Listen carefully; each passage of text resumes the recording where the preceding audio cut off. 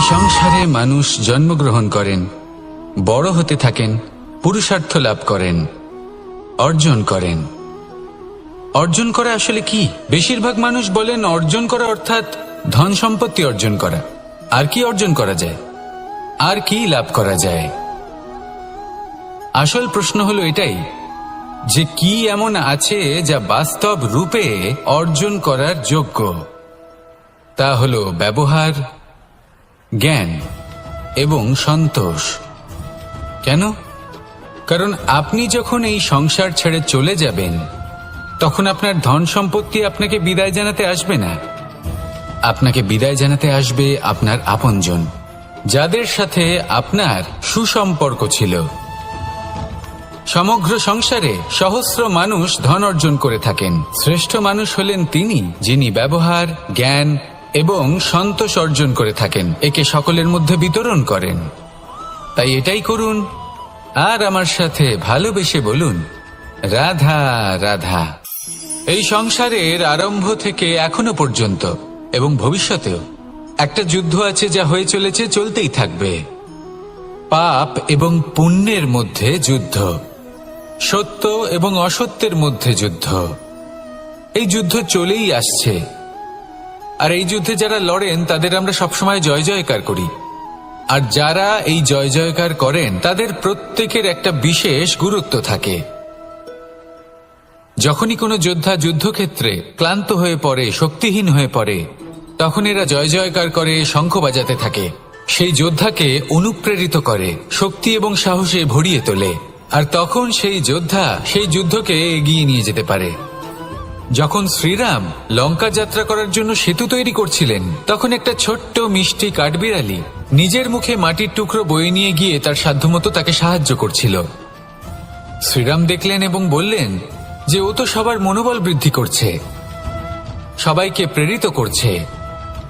ও বলল যে আমি এত ছোট হয়েও যদি এই কাজ করতে পারি, তাহলে আপনারা সবাই কেন পারবেন না?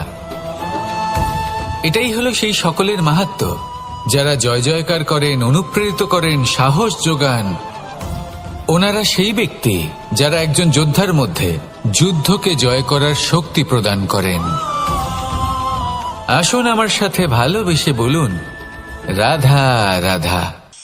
সংসারে আমাদের জীবনে যখন কোনো সুখ বা দুঃখ আসে, তার জন্য আমরা কাউকে না কাউকে অবশ্যই দায়ী করে থাকি, তাই না?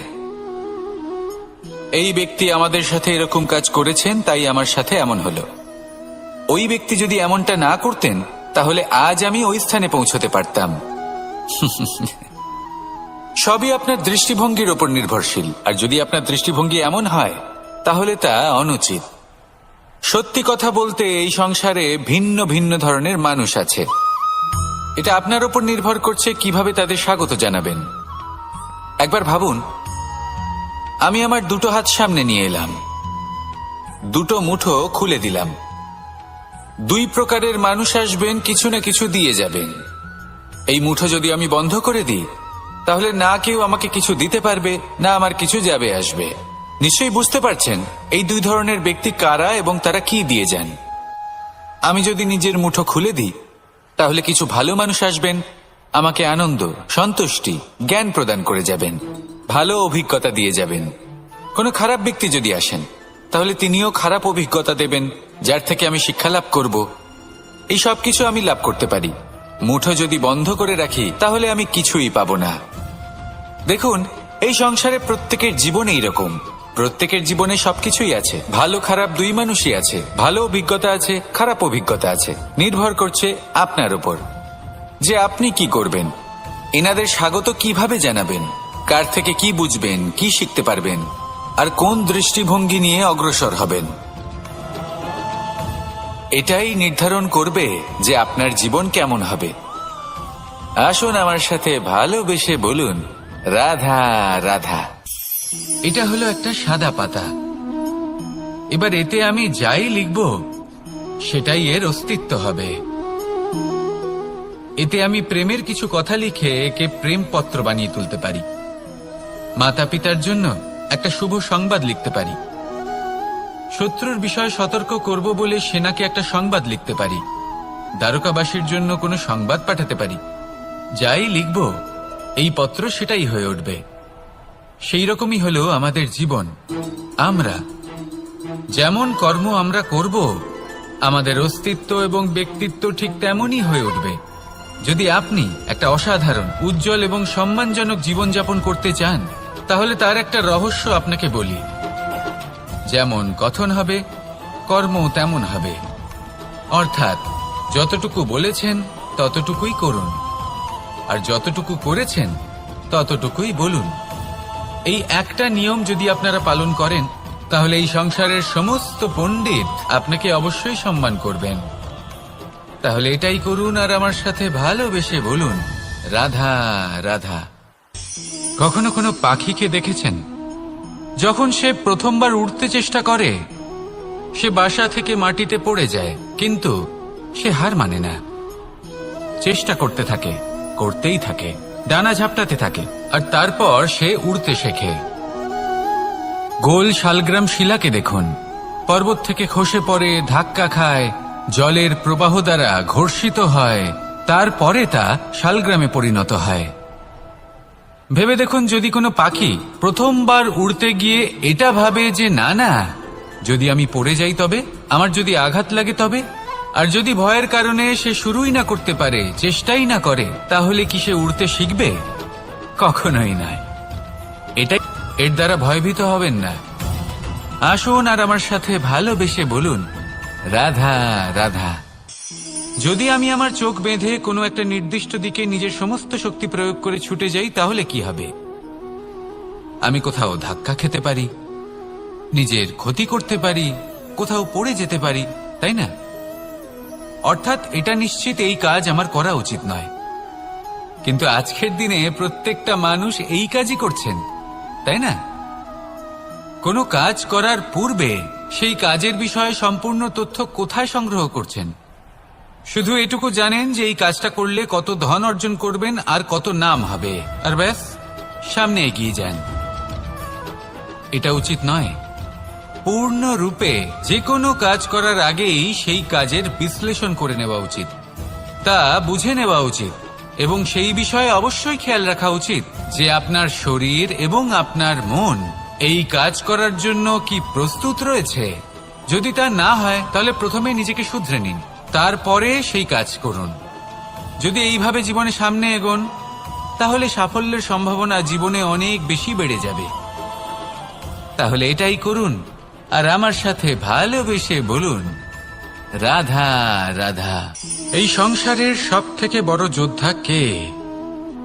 কেউ বলবেন অর্জুন, কেউ বলবেন ভীম, কেউ বলবেন হনুমান, আদি ইত্যাদি।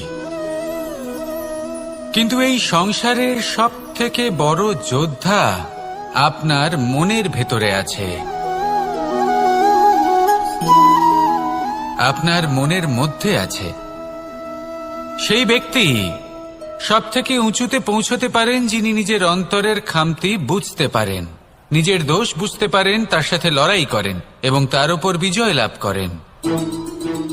যে ব্যক্তি এটা শিখতে পারেন, যে ব্যক্তি এটার উপর জয়লাভ করতে পারেন, তিনি হলেন সব থেকে বেশি শক্তিশালী, সব থেকে বেশি বীর এবং সব থেকে বেশি পরাক্রমী ব্যক্তি। আমরা সকলে এই সংসারকে পাল্টাতে চাই। তার জন্য প্রথম পদক্ষেপ আপনাকে নিতে হবে, নিজেকে দোষমুক্ত করতে হবে। যদি মানুষ নিজের অন্তরের দোষ বুঝতে পারেন এবং নিজেকে দোষমুক্ত করতে পারেন, তাহলে এই সংসার নিজে থেকেই দোষমুক্ত হয়ে যাবে, তাই না? তাহলে নিজেকে দোষমুক্ত করুন আর আমার সাথে ভালোবেসে বলুন, রাধা রাধা।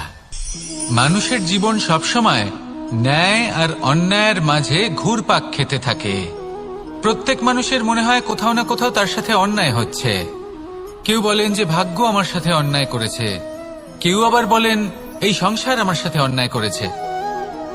আর প্রত্যেকেই ন্যায় বিচার চাইতে বৈঠক দাবি করে বসেন। কখনো এই বিচার গৃহে যান, আবার কখনো ওই বিচার গৃহে। যদি সত্যি কথা বলি, এই সংসারের সব থেকে বড় বিচার গৃহ আপনার কাছেই রয়েছে, আপনার মন। আপনার মনই হলো সব থেকে বড় বিচার গৃহ। এ খুব ভালো করেই জানে কি শুদ্ধ আবার কি অশুদ্ধ। এর শুভ অশুভর জ্ঞান রয়েছে, এ সব জানে। দেখতে গেলে প্রত্যেকটা মানুষ যদি নিজের মনের কথা শোনেন, তাহলে তিনি ভালোভাবেই বুঝতে পারবেন তিনি কি উচিত করেছেন আর কি অনুচিত। দিনে একবার রাত্রের নিদ্রায় যাওয়ার পূর্বে নিজের সাথে বসুন, চোখ বন্ধ করুন আর বিচার করুন আজ আপনি কি উচিত করেছেন আর কি অনুচিত। আপনার মন সঠিক বিচার তখনই করে দেবে। আসুন আমার সাথে ভালোবেসে বলুন, রাধা রাধা। আপনি কখনো কোনো পাথরের বুক চিরে বয়ে চলা কোনো নদী দেখেছেন? পাথর নদীর সামনে নত হয়ে যায়, তাকে বাধা দিতে চেষ্টা করে কিন্তু কখনো বাধা দিতে পারে না। এই নদী হলো ততটাই শক্তিশালী, কিন্তু এর আরম্ভ কোথা থেকে হয়? দূরে কোথাও কোনো পর্বতের চূড়াতে এক বিন্দু জল ঝরে পড়ে আর তার সাথে হিম গলিয়ে দেয়। তারপর জলের শক্তি বৃদ্ধি পায়, তারপর অনেক বিপদের সম্মুখীন হয় আর অনেক ধরনের বাধা সে অতিক্রম করে। তার শক্তির এতটাই বৃদ্ধি হয় যে তাকে বাধা দেওয়া একেবারেই অসম্ভব ব্যাপার হয়ে যায়। দেখুন, নদী তো মহান বটেই, কিন্তু তাকে মহান করে তুলেছে কে?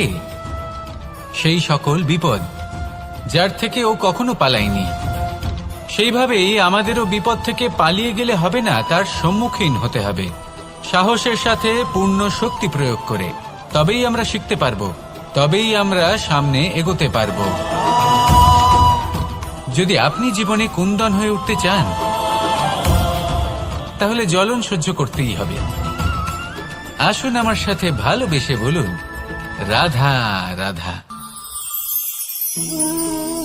এ হলো গোলাপ ফুল। একে আমরা সকলেই চিনি। সমগ্র সংসার ভালোবাসে এই পুষ্পকে। এই ফুল দেখতেও সুন্দর। সবথেকে বেশি গুরুত্বপূর্ণ কথা হলো এর সুগন্ধ, যা দূর দূরান্ত থেকে ব্যক্তিদেরকে আকৃষ্ট করে। এই সুন্দর পুষ্প একটু মন দিয়ে দেখলেই দেখা যায় এর নিচে কাঁটা রয়েছে। এই সংসার বলে, এ প্রকৃতির কেমন রচনা, এত কোমল পুষ্প, এটা কি তীক্ষ্ণ কাঁটা সহ প্রস্ফুটিত হয়? এটাই হলো জীবনের সত্য। আমাদের অন্তরের সদ্গুণ, সেগুলিও এই ফুলের মতোই সুন্দর। সংসার এর সৌন্দর্য দেখতে পায়, এর সুগন্ধ চতুর্দিকে ছড়িয়ে পড়ে। কিন্তু এই সদ্গুণ জাগ্রত করে তোলার জন্য কঠোর পরিশ্রম করতে হয়, প্রতিনিয়ত চেষ্টা করে যেতে হয়।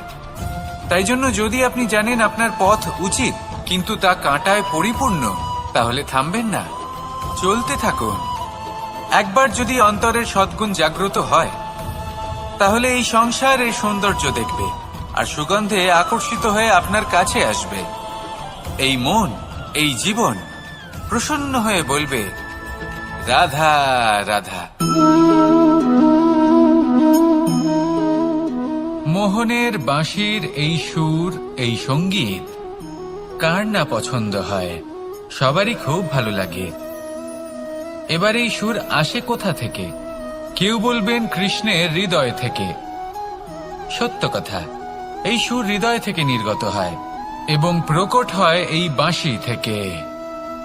এই বাঁশিটাকে দেখুন, এই ছিদ্রগুলি দেখুন, প্রত্যেকটা সুর থেকে নিজস্ব একটা স্বর নির্গত হয়।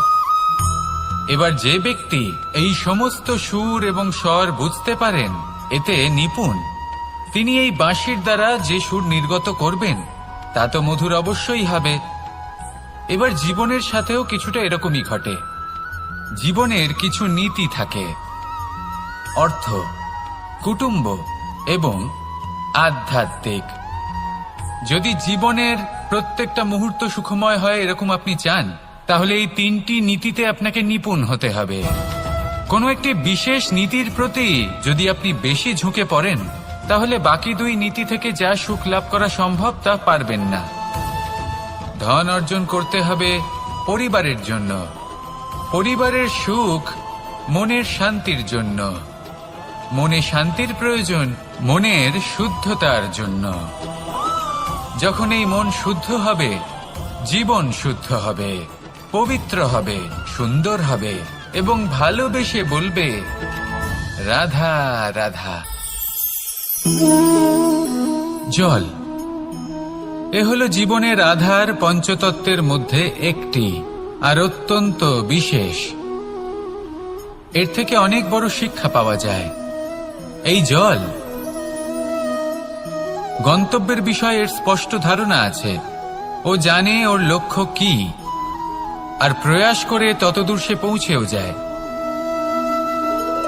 এটি পর্বত থেকে বয়ে নিচে নেমে আসে, নদীর সাথে সমাহিত হয়ে তার সাথে বয়ে চলে, চিরসবুজ বনানী গড়ে তোলে, প্রাণীদের তৃষ্ণা নিবারণ করে, সামনে এগিয়ে চলে, মানুষের সাথে মিলিত হয়। যারা একে বাঁধের মধ্যে বেঁধে রাখতে চেষ্টা করে, সে বন্দি দশাতেও থেকে যায়, মানুষের কল্যাণ করে। তারপর বাঁধ থেকে মুক্তি পেয়ে এগিয়ে চলে, কোথাও ধাক্কা খায়, কোথাও বাধা পড়ে, কোথাও যদি পথ খুঁজে না পায় তাহলে পথ খুঁজেই নেয়, আর যেখানে পথ থাকে না সেখানে পথ বানিয়ে নেয়, আর শেষ পর্যন্ত নিজের লক্ষ্যে পৌঁছেই যায়, অর্থাৎ সমুদ্রে গিয়ে সমাহিত হয়ে যায়। আমাদেরও কিছুটা এরকমই হয়ে উঠতে হবে। যেখানেই যাবেন সকলের কল্যাণ করুন, সামনে এগোন। আপনি কোথাও পড়ে গেলে, ধাক্কা খেলে আঘাত লাগবেই, উত্থান পতন লেগেই থাকে। সামনে এগোতে থাকুন। কোথাও পথ না পেলে তা খুঁজে নিন, কোথাও পথ না থাকলে তা বানিয়ে নিন। নিজের গন্তব্যের কথা সব সময় মনে রাখুন। শেষ পর্যন্ত নিজের মোক্ষ লাভ আপনি অবশ্যই করবেন। আর আমার সাথে ভালোবেসে বলুন, রাধা রাধা।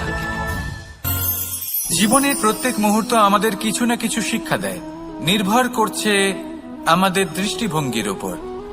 যেমন নদী হলো আমার অত্যন্ত প্রিয়। নদীতে ভ্রমণ করতে আমার খুব ভালো লাগে। কি বলেন? নদীতে সবসময় নতুন কিছু থাকে, ও পুরনো কিছুই নিয়ে বসে থাকে না। সবসময় প্রবাহমান, কখনো থামে না। ততক্ষণ থামে না যতক্ষণ না সাগরে গিয়ে সমাহিত হচ্ছে। ঠিক এইভাবেই আমাদেরও উচিত নিজের জীবন অতিবাহিত করা, নদীর মতো। প্রত্যেক মুহূর্ত নতুন, তাই সেইভাবেই জীবন যাপন করুন। পুরনো কিছুই একত্রিত করে রাখবেন না, বিগত স্মৃতির মাঝে নিজেকে হারিয়ে ফেলবেন না। এই যে বর্তমান, এই যে মুহূর্ত, সেটাই হলো সর্বশ্রেষ্ঠ। এর মাঝেই জীবন যাপন করুন, নদীর মতো প্রবাহমান হতে শিখুন। আপনি শিখে গেলে তাহলে মনে রাখবেন, আমার আপনার মাঝে বিচরণ করতে বড়ই ভালো লাগবে। যে ব্যক্তি আনন্দের সাথে জীবনের প্রত্যেকটা মুহূর্ত অতিবাহিত করে কোনো চিন্তা ছাড়াই, প্রবাহমান হয়, কখনোই থামে না, যতক্ষণ না মুক্তি লাভ করছেন, এমন ব্যক্তির মধ্যেই রাধাকৃষ্ণ বসবাস করেন। তাহলে আসুন আমার সাথে ভালোবেসে বলুন, রাধা।